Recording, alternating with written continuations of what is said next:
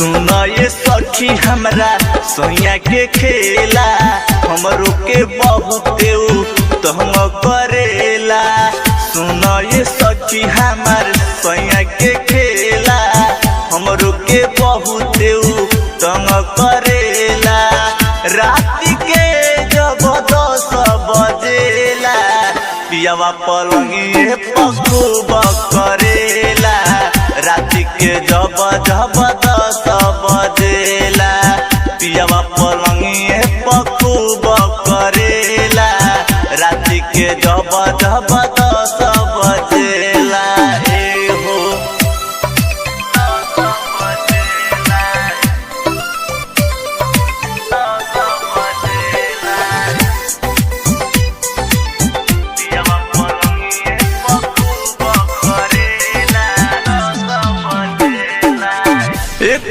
छोन हमके छोड़ेला भातारा लेवेला माजा सखी बंद करके टाटारा।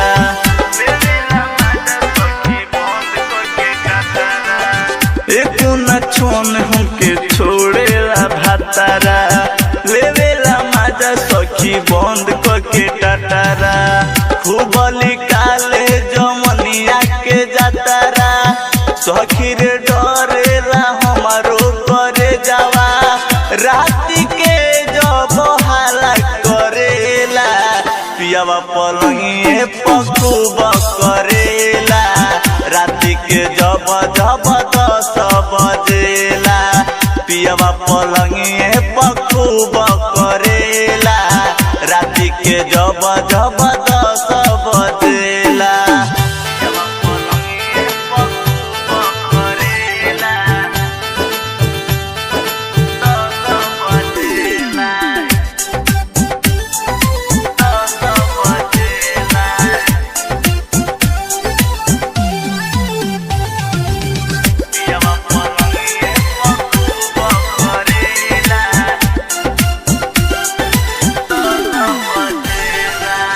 संजय समरेश पिया छोड़े नया तर दिन प दिन तो भइल जाता पातर।